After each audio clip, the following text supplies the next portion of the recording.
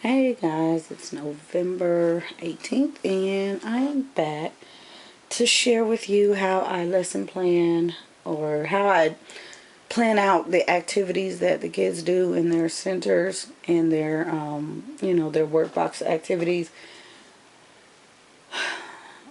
The things that you guys see in this binder that's so, laminated and printed and seems complicated.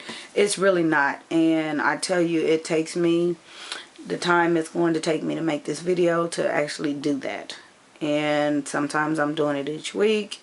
It just depends. I'm ahead of the game, so I don't have to do it each week. It's just whatever I find and whatever I'm just browsing for. But it's not complicated. It's not hard. It's so simple. I'm telling you, it's just the easiest thing, and it's working. And I'm going to show you the resources that I feel have really delivered for me. They work, and they work together. And it wasn't intended, but I'm so glad that they are working together, because it takes the hard work out of my job. I don't have a lot of time. I'm like everybody else. But I will say that I do not watch TV.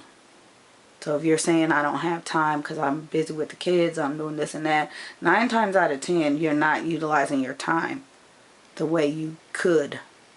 Okay, now the kids are asleep. It's early in the morning, so this is usually when I do this. Or when they are actually working on whatever's in here, I can sit down and go through the book, and I will show you. And you'll see how easy it is for me to just pull this stuff out, and that's it. I just lost my train of thought. Anywho, if you guys watched yesterday's video that I forgot to release way back last month, you guys saw, and you know I'm a fan of the mailbox magazines, the actual magazine, and they put out these yearbooks. Now this one is indexed for Common Core, so everybody can use it. Now what I want, that's what I was going to say. I'm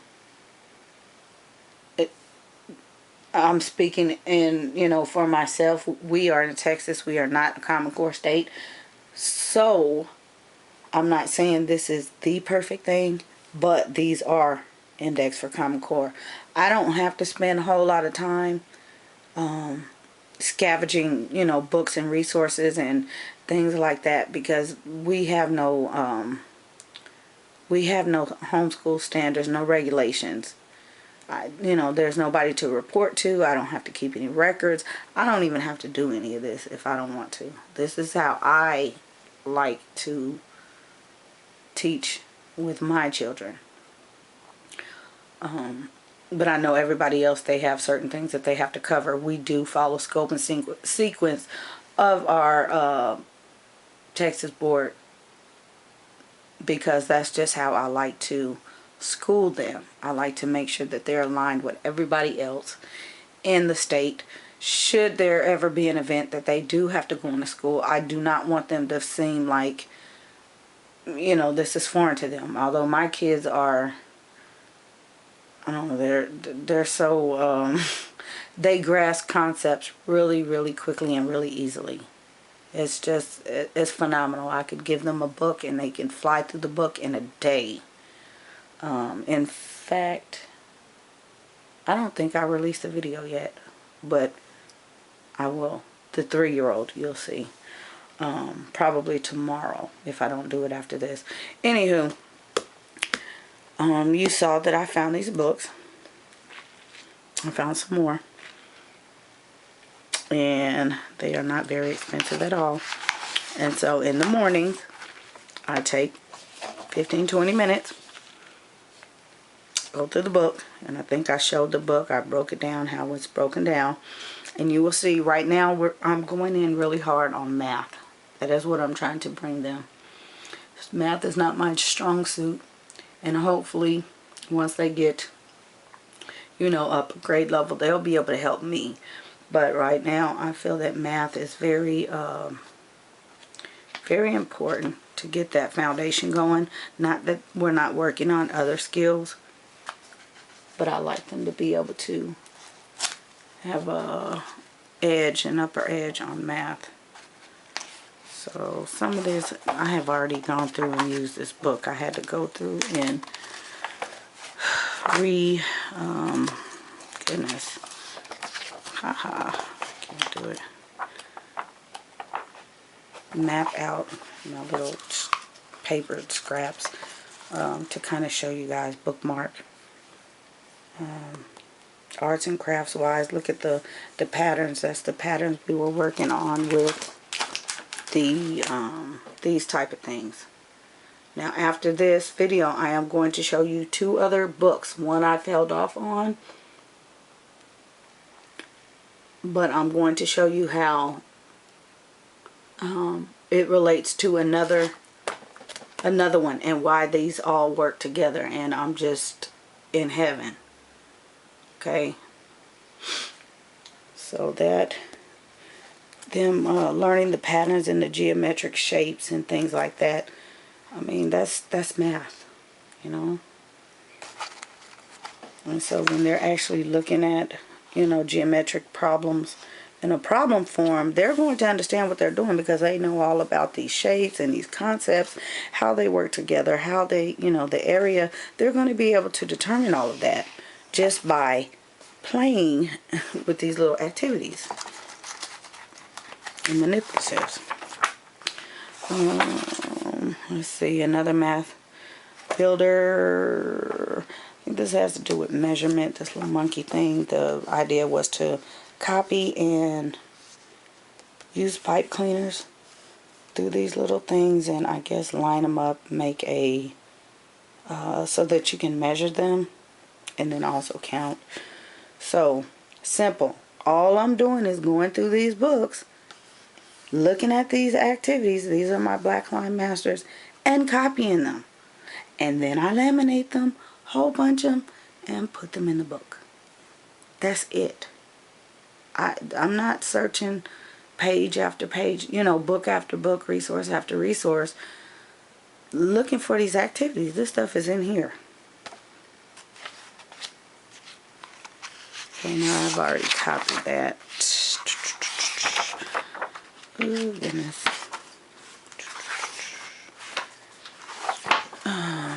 Some of this stuff, I mean, this is just, you know, other little things you can do. You know, with the Unifix cubes, you know, little brief little center, something I don't have to copy. So, I mean, the ideas in here are endless. You just, there's so much in here.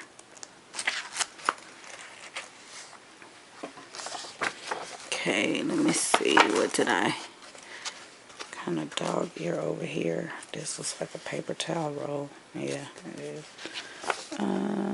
This covers management, time savers. Okay, there's the social studies in it. We haven't really got into a whole lot of social studies, but they do know quite a bit. But this is more hands-on type things. And then the science of it. Let me show you what else I pulled out of here. Clown. Used with page 140. That's a clown pattern. I can't remember. I haven't actually copied that one yet. Let me show you what it's about. Or maybe I was thinking about it. I don't know. Okay, this was with the high frequency words. So they're going to write their high frequency word on the nose. Okay, so simple, but it's bringing them, the way these activities are bringing the concept is in a fun way, and that's what I like. How I like to teach my kids, not just give them a workbook or some worksheets and say, okay, let's hit it, read this word, or, you know, give them the books. I've noticed that the kids, I don't know if I said this already, but Or maybe I did earlier. I don't know. Finding that the twins, working with them and their reading, they know how to read. They don't want to read. If I give them a book, they don't want to read it. I'm not going to force them to read it, but I know they know how to read. I have bought, I don't know, I bought some snack, something that they had never had. And my son came to me and said, can I have such and such? And I said, what are you talking about? You know, such and such. And I'm like, how did you know what that said? He read exactly what it said, because it was something that you can't just look at the box and say this is what he actually read the words. And I said, wait a minute, you know how to read. So I've given them a strong, foundation in phonics. So we don't, if this is what it takes to get them to read, yes. And then we will move into, okay, maybe we need to make 2 clowns, 3 clowns. Maybe we need to write a whole paragraph on a clown. Eventually we'll get there. And I'll have them actually picking up a book and reading. But for now, I do what I can to get them there. So,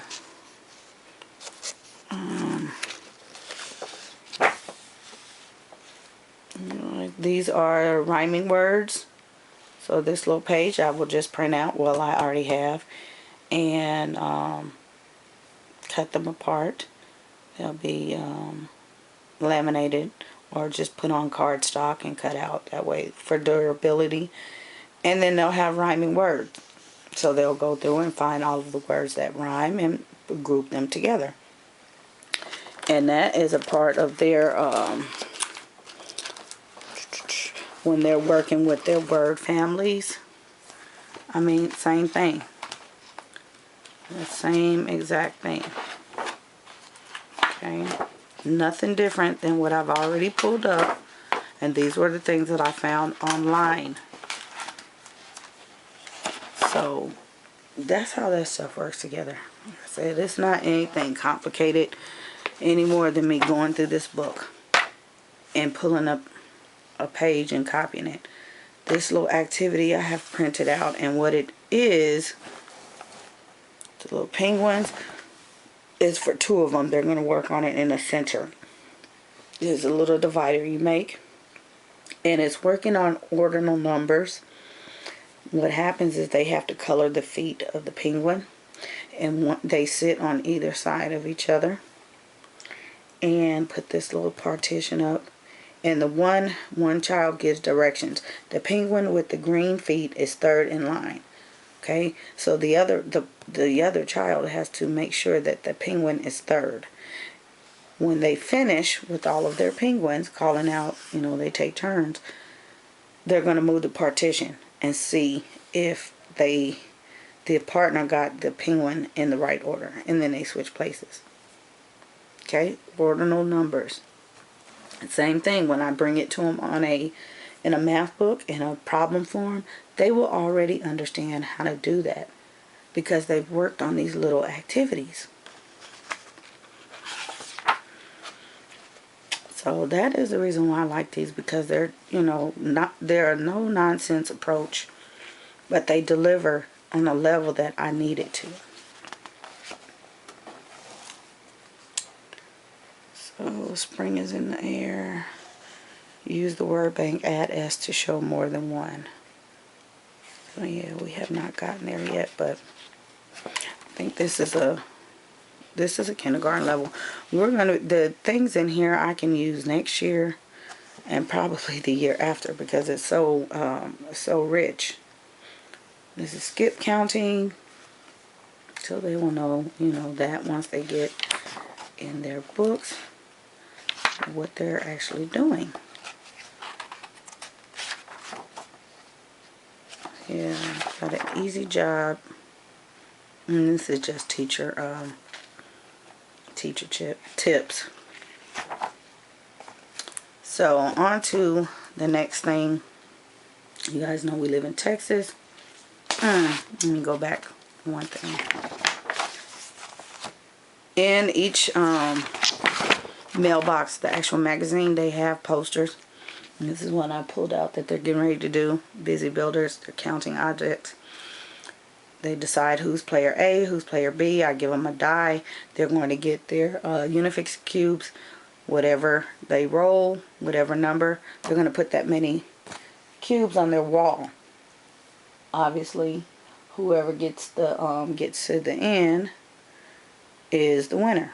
Okay, simple. They are learning counting. They are learning.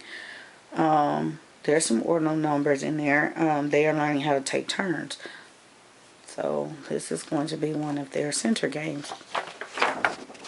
Over here we have rhyming goody gumballs. It's rhyming words. They're going to have yellow and red markers, counter markers, which we have. They're going to roll and move their marker to the first matching. So if they roll a red, then they put their marker on red, and then they say a rhyming word to, and whoever reaches the finish line is the winner. Okay, so we're working on rhyming, and there are no words on here at all. It's something that they have to do. So there's some reading in a hidden manner because they're not reading a word. It's just a picture. So yeah, I have to trick them into reading, guys. Shh, don't tell them. Anyway, we are in Texas, and I followed the Texas our Texas standards and their scope and sequence. For any reason, should they ever have to go to school or what have you, they won't be missing and lost in, materials. That's just how, and that's just not just in math, in all subjects. And like I said, we don't have the Common Core, so I don't have to spend a lot of time searching for all this stuff. This happens to be a thrift store textbook that I found for a dime, and you can get these a dime a dozen really at a thrift store, at a co-op, Amazon, eBay. I mean, really just, look for your state. I see them all the time. If you have a friend that's a teacher, I encourage you to become good friends with her. Ask her to give you one. At the end of the school year, the last day of school especially, is the best time to go up to schools, because the teachers are cleaning out the classrooms and they have tons and tons of discards. I remember, the years being in school, we would have to discard like, 20, 30 books, and they're just, outside the door. But ask them for their discards. I mean, yes, they're going to be previous years because every year they get new books, but the materials are going to be pretty much the same. Okay, so in here let me show you something else.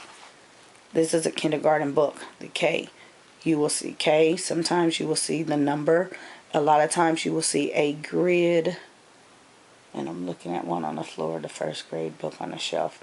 You will see a grid of squares, and you will see a dot placed in it. 1 dot, 2 dot, 3 dot, 4 dot. That's the grade level. Okay, because a lot of people see these books and they like, I don't know what grade it is. Same thing with the hardcover textbook. Look at it on the side. You will see a letter, usually, and a number. And that will tell you the grade level. Also on the back. Okay. So you can see the K. So that's how you can tell when you find these books. I encourage you, if you're at the thrift store, take your phone with you so you can Google the book while you are actually in the store before you purchase it, so that you know you're not getting a lower grade level than you actually need. But everything else is fine. You can do the same thing if you're on Amazon or eBay. Google it so that you can tell which level it is, if it doesn't tell you. So in this textbook, and this is a couple years old, but nonetheless it's still usable. It has our Texas Essential Knowledge and Skills for Math. We are no longer using tax, but same thing. They're bringing it to the kids pretty much the same way. So I'm not going to read each and everything. You guys can look at this and kind of see how it's laid out. And I'll show you the inside of the book and how it relates to what we are doing. Measurement.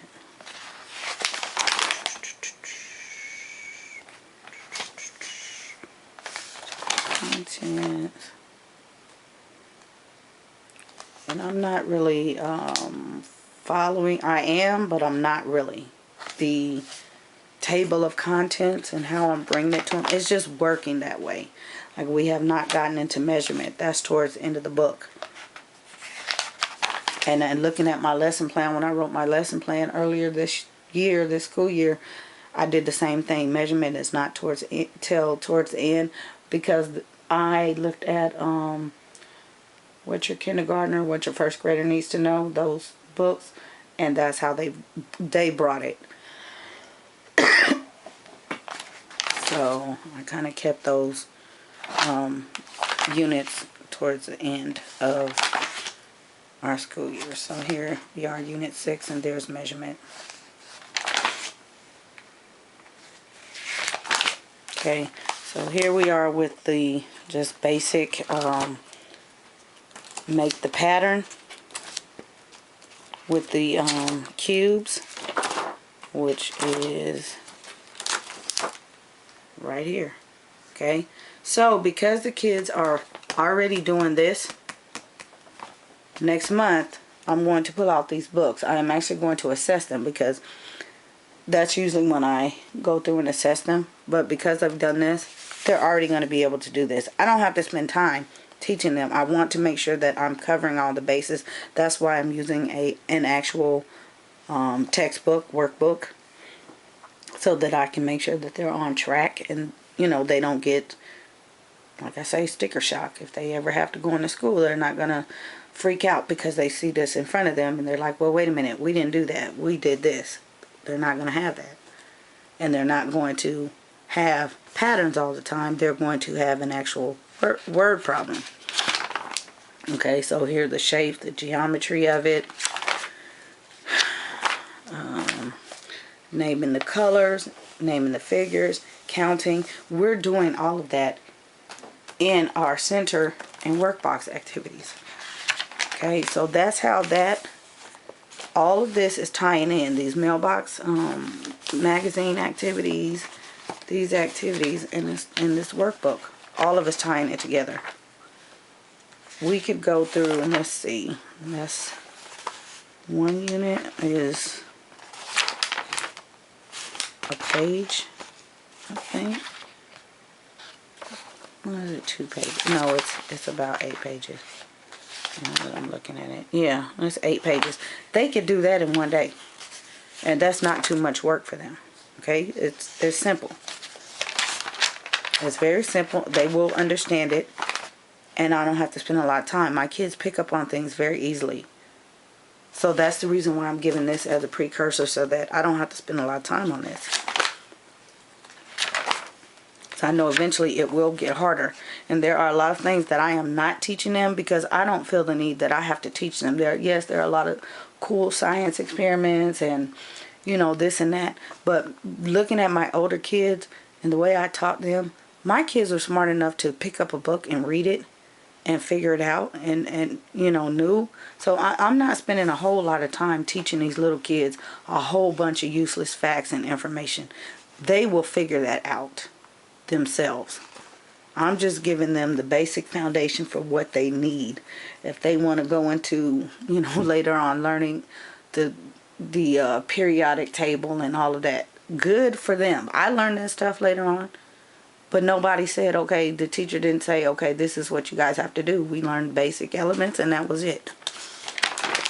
And so that's just, you know, information overload, and that would drive me crazy, especially little kids.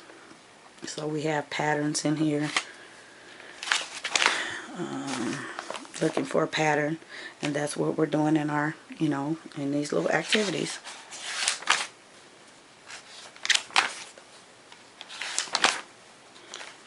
Have the vocabulary. They're getting into graphing, which they've already started doing. And I'm getting kind of long on the video. Let me move it along. This is geometry and fractions in Unit 3, and they're already working on this stuff. You guys know we do the mazes and things that I've brought. Let's see if I can find one real quick. There we go. well, that type of thing, a shape maze, okay?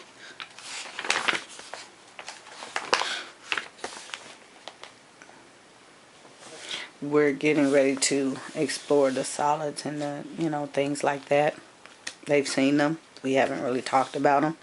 And I don't expect to have to spend a lot of time giving instruction on what they are and what they do. Because like I said, my kids kind of pick up on things. Some kids you may have to spend a whole lot of time. They can't just look at this and tell you, okay, this is a solid. This has, corners. This has, a circular.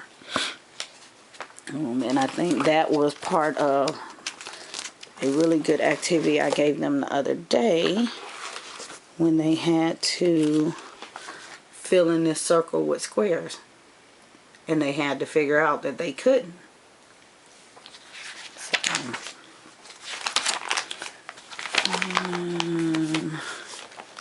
here we are, some counters, and this is similar to what the 3-year-old was doing with the write and wipe cards.